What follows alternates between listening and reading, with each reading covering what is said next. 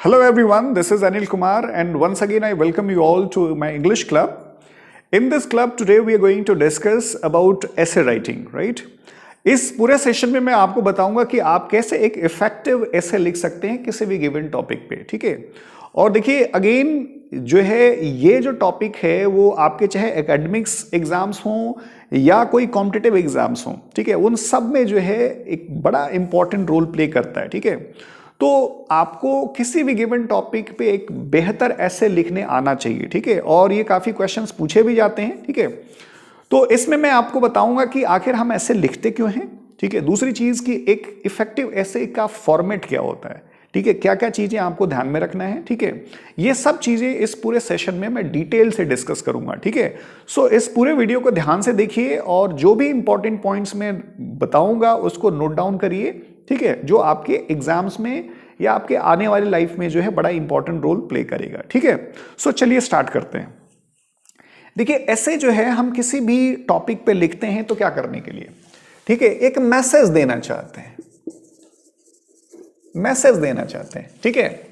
देखिए हम human beings हैं और ह्यूमन बीइंग्स क्या होते हैं कि जो भी अपना किसी भी इशू को लेकर के अपने ओपिनियन को एक्सप्रेस करना चाहते हैं, ठीक है, अपनी नॉलेज को शेयर करना चाहते हैं, ठीक है।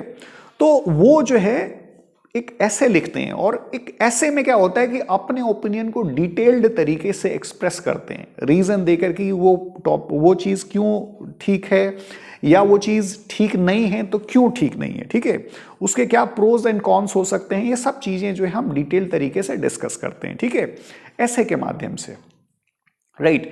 दूसरी चीज ये है कि अगर किसी टॉपिक पे अगर कोई एक्सपर्ट है, अगर उसने अपनी ओपिनियन दिया है तो उससे हम काफी सीख भी लेते हैं, ठीक है। इसीलिए हम लोग न्यूज़पेपर पढ़ते हैं, ठीक है, और उसमें तमाम टॉपिक्स पे लोग अपने ओपिनियन को एक्सप्रेस करते हैं और एक मैसेज देते हैं सोसाइटी को या लोगों को, और लोग उनको बड़े ध्यान से पढ़ते भी हैं और उनसे काफी सीखते हैं, ठीक है।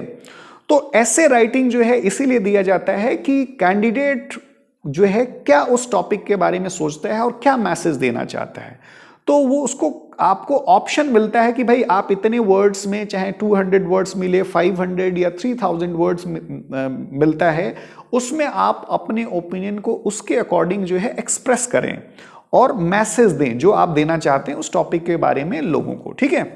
तो ये समझ में आ गया कि भाई हम ऐसे राइटिंग क्यों करते हैं। तो it's going to be it's a learning process for everyone, ठीक है, स्पेशली फॉर द रीडर। अब देखिए दूसरी बात यह है कि जो ऐसे राइटिंग का जो फॉर्मेट होता है वो क्या होता है, वो बड़ा इंपॉर्टेंट है। और फिर हम लोग डिस्कस करेंगे कि उस फॉर्मेट के अलावा आपको क्या क्या चीजें ध्यान में रखनी है ऐसे लिखते समय, ठीक है। अब देखिए फॉर्मेट में मान लीजिए, ठीक है, आपको हम ऐसे को 3 मेजर पार्ट्स में डिवाइड करते हैं, ठीक है। अगर किसी भी टॉपिक पे अगर आपको ऐसे लिखने के लिए आता है तो उसको आप ऐसे को 3 मेजर पार्ट में जो है डिवाइड करिए, ठीक है। 3 मेजर पार्ट्स होते हैं उसके। पहला पार्ट जिसको हम इंट्रो पार्ट बोलते हैं, ठीक है, इसमें बेसिकली 3 मेजर पार्ट्स होते हैं। पहला पार्ट जो है जिसको हम इंट्रो पार्ट बोलते हैं, इंट्रोडक्शन पार्ट। इंट्रोडक्शन पार्ट में जो है बेसिकली क्या होता है कि आप किसी भी टॉपिक को इंट्रोड्यूस करते हैं, ठीक है। और देखिए इंट्रोड्यूस करते हैं तो ये चीज ध्यान में रखना है कि आपको जो भी आपको टॉपिक मिला है वो अराउंड इंट्रोडक्शन आपका अराउंड 20% होना चाहिए, ठीक है। जैसे मान लीजिए अगर आपको 100 वर्ड्स मिले हैं तो अराउंड 20 वर्ड्स में आपको अपना इंट्रोडक्शन लिखना चाहिए, ठीक है। दूसरी बात जो है जिसको हम लोग बोलते हैं main body of the essay. देखिए main body of the essay में क्या होता है कि आपको अपने मेजर जो आइडियाज हैं, ठीक है, चाहे वो फॉर या अगेंस्ट, वो आपको एक्सप्रेस करने होते हैं मेन बॉडी में, ठीक है।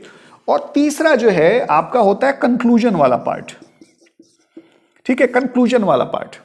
देखिए कंक्लूजन वाले पार्ट में क्या होता है कि आपको ये चीजें बतानी होती हैं कि आखिर, ठीक है, आखिर आप जो है जो भी पॉइंट्स डिस्कस किए हैं उसको आप कंक्लूड करते हैं क्विकली, ठीक है। जो भी मेन बॉडी में जो है आपने आइडियाज डिस्कस किया उसको क्विकली कंक्लूड करते हैं, ठीक है।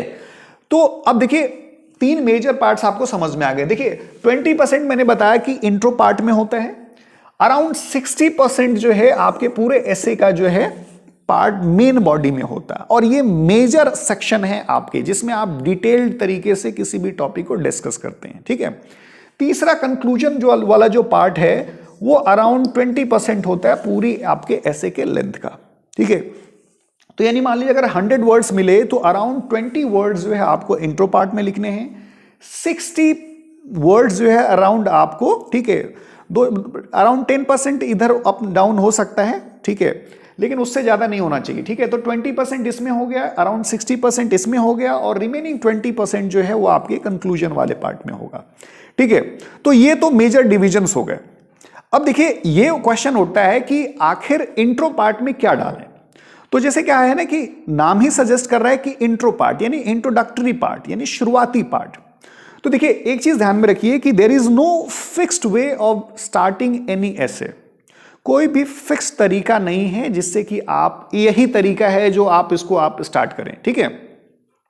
वो आपकी वो कैंडिडेट की क्रिएटिविटी पे डिपेंड करता है, ठीक है। आप जितने क्रिएटिव, मान लीजिए आप किसी के कोटेशन से स्टार्ट कर सकते हैं, ठीक है, और कोटेशन जो है ना बिल्कुल जो आपका टॉपिक है उससे मैच होना चाहिए, ऐसा नहीं कुछ भी किसी भी कोटेशन से स्टार्ट कर दें। तो कोटेशन से स्टार्ट कर सकते हैं, या कोई प्रोवर्ब से स्टार्ट कर सकते हैं, आप कोई कहावत है उससे स्टार्ट कर सकते हैं, जो भी आपको ऐसे में मिला है टॉपिक उससे मैच करते होना चाहिए, ठीक है। या आपको लगता है कोई आइडिया जो आपको स्ट्राइकिंग लगता है उससे आप स्टार्ट कर सकते हैं। तो there is no fixed way of starting an essay, ठीक है, कोई भी फिक्स तरीका नहीं है ऐसे को स्टार्ट करने का, ठीक है। तो इस चीज को आपको ध्यान में रखना है। दूसरी चीज कि जो है एक चीज आपको ध्यान में रखना चाहिए कि जो फर्स्ट पार्ट है, जो इंट्रोडक्टरी पार्ट है, दैट शुड बी इंटरेस्टिंग, जिससे क्या होता है कि जो रीडर होता है ना उसके अटेंशन को आपको ग्रैब करना है, जो कि बड़ा इंपॉर्टेंट है। एक और चीज आपको ध्यान में रखनी है कि आप जो है क्या कर सकते हैं कि किसी भी टॉपिक को, जैसे मान लीजिए आपको मिला है इंडिया के बारे में, ठीक है, कि इंडिया के बारे में आपको ऐसे लिखना है, ठीक है, तो आप कोई भी पार्ट जैसे मैंने बताया कि प्रोवर्ब से या किसी कोटेशन से या कोई आइडिया से स्टार्ट कर सकते हैं जो आपको उचित लगता है, ठीक है। लेकिन आपको क्या है कि एक चीज, अगर मान लीजिए अगर कोई टॉपिक मिला है तो उसकी अगर उसको डिफाइन करें, ठीक है, अगर मान लीजिए अगर इंडिया के बारे में मिला है तो आप ये कह सकते हैं कि India is a multi religious या मल्टीलिंगुअल सोसाइटी, ठीक है। तो आप उसको डिफाइन करिए इंडिया को, ठीक है, कि आखिर इंडिया है क्या। तो अगर आप डिफाइन करते हैं, ठीक है, या मान लीजिए आपको बेसिकली आपको ऑप्शन मिल गया जो है कि भाई आप टेररिज्म के बारे में डिस्कस करना चाहते हैं, ठीक है, या अनएम्प्लॉयमेंट के बारे में डिस्कस करना चाहते हैं, तो the problem of unemployment, the rising unemployment problem in India, ठीक है। तो आप एक्सप्लेन करिए कि अनएम्प्लॉयमेंट है क्या। तो दो चीजें आपको खास करके ध्यान में रखना है। पहली बात कि कोई भी कोटेशन, प्रोवर्ब या एक आइडिया से आप इंट्रोडक्टरी पार्ट स्टार्ट कर सकते हैं। दूसरी चीज जो है आप डिफाइन करिए, जो भी टॉपिक मिला है वो क्या, वो जो है वो टॉपिक को डिफाइन करिए कि आखिर टॉपिक वो है क्या। जैसे अनएम्प्लॉयमेंट मिला है तो आप डिफाइन करिए व्हाट इज अनएम्प्लॉयमेंट, ठीक है। तो ये चीज जो है आपको ध्यान में रखना है, दो मेजर चीजें, ठीक है, स्टार्टिंग और डेफिनेशन ऑफ दैट टॉपिक, ठीक है। दूसरी चीज जो है, जो मेन बॉडी है, तो देखिए मेन बॉडी में आपको क्या करना है कि जो है पैराग्राफ्स होते हैं। तो पैराग्राफ्स में जो मेजर पैराग्राफ हैं, जैसे फर्स्ट 1 या 2 या मैक्सिमम 3, आप मैक्सिमम रखिए कि भाई अगर मान लीजिए सपोज इंडिया के बारे में लिखना चाहते हैं तो इंडिया के बारे में पहला मेजर पॉइंट क्या हो सकता है कि India is a multi cultural society.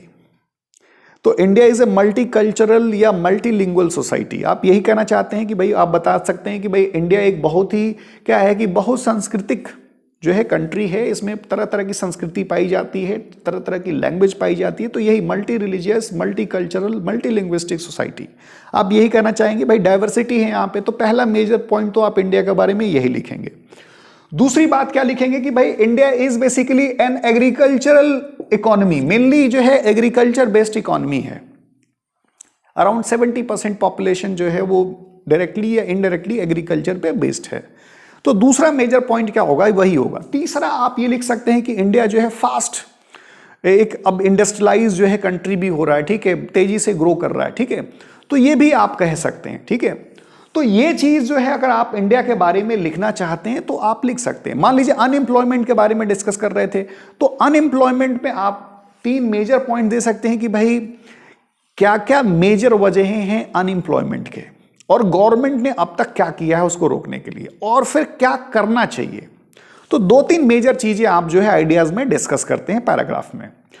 उसके बाद जो है आप क्या करते हैं कंक्लूजन पार्ट में। देखिए क्या होता है कंक्लूजन पार्ट में, जो भी आपने मेजर पॉइंट डिस्कस किए हैं, ठीक है, वो क्या करते हैं कंक्लूजन पार्ट में आप कंक्लूड में कर देते हैं। कंक्लूजन में कि दो इंडिया, ठीक है, is a multi cultural, multi linguistic and multi religious society, ठीक है, apart from being an agriculture based economy, but ठीक है it is still fast progressing country and, ठीक है, बाकी जो आप कुछ उसमें ऐड करना चाहते हैं तो कर सकते हैं। ठीक है, तो आपको कहने का मतलब यह है कि जो ऊपर आपने बातें कही हैं उसको आप सम अप कर देते हैं, तो आप कंक्लूजन में सम अप करते हैं। ठीक है, जो भी आपने ऊपर चीजें डिस्कस की हैं। तीसरी चीज जो है आपको क्या करना है कि कोई कोटेशन, किसी कोटेशन से आप एंड करिए, या किसी के कोई प्रोवर्ब है उससे एंड करिए, या किसी आपके आइडिया से कंक्लूड करिए। बट एक चीज ध्यान में रखिए कि जब भी आप कंक्लूड करें किसी भी टॉपिक को, खास करके ऐसे वाला, तो पॉजिटिव होना चाहिए। ठीक है, आप एक चीज ध्यान में रखिए, बहुत क्रिटिकल नहीं हो सकते आप। अगर ये सोचें कि अगर किसी नेगेटिव टॉपिक पे हम मतलब नेगेटिव तरीके से एंड कर दें तो उसका बड़ा सीरियस कॉन्सिक्वेंसेज होगा आप पे, ठीक है, आपके ऐसे पे, क्योंकि नेगेटिव माना जाएगा। आपको एक ध्यान में रखना है कि कितना भी पेसिमिस्टिक टॉपिक हो, कितना भी नेगेटिव टॉपिक हो, आप ये नहीं कह सकते कि मतलब अब इंडिया कुछ हो नहीं सकता, या इंडिया बर्बाद हो जाएगी, या दुनिया पलट जाएगी, ठीक है, तो अब कलयुग आ गया, इस तरह की बातें आप नहीं लिख सकते। ठीक है, तो कितना भी पेसिमिस्टिक टॉपिक हो, आपका एंड जो है वो पॉजिटिव होना चाहिए। ये चीज आपको ध्यान में रखनी है। ठीक है, तो वो चीज आप आशा करके कह सकते हैं डिप्लोमेटिक तरीके से कि लेट्स होप कि, जैसे द इशू ऑफ करप्शन, तो आप करप्शन पे ये नहीं कह सकते कि कुछ बदलाव ही नहीं हो सकता कंट्री में। ठीक है, आप ये कह सकते हैं कि हाँ प्रॉब्लम बहुत सीरियस है, बट इसको जो है लेट्स होप कि गवर्नमेंट ने अब तक काफ़ी कदम उठाए हैं, और आशा करते हैं कि लोगों को मिल करके सिस्टम पे प्रेशर डालना चाहिए, जिससे उनके अंदर अकाउंटेबिलिटी आए और ट्रांसपेरेंसी आए, और नेचुरली उससे करप्शन जो है कम होगा।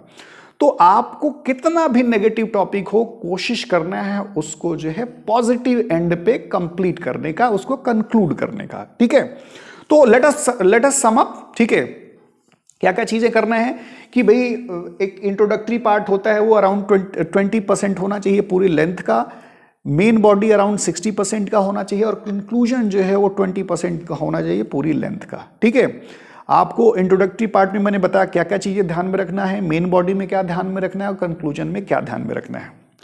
अब ये क्वेश्चन आता है कि आखिर एक इफेक्टिव ऐसे लिखने के लिए क्या क्या चीजें आपको करनी पड़ेंगी। तो देखिए एक चीज ध्यान में रखना है कि practice is the key to succeed. आपको ऐसे राइटिंग अगर आप अच्छा लिखना चाहते हैं, बहुत इंप्रेसिव लिखना चाहते हैं, तो ऐसा नहीं कि वो एक दिन में कर लें, आपको कॉन्स्टेंटली प्रैक्टिस करना पड़ेगा। दूसरी चीज कि आपको अच्छी जो है न्यूज़पेपर्स और मैगजीन्स पढ़ना पड़ेगा, किताबें पढ़नी पड़ेगी, so that you could gather knowledge. ठीक है, एक और चीज आपको करनी पड़ेगी कि you are suppose to listen to others. आपको दूसरे को सुनना पड़ेगा, ऑब्जर्व करना पड़ेगा, थिंक करना पड़ेगा।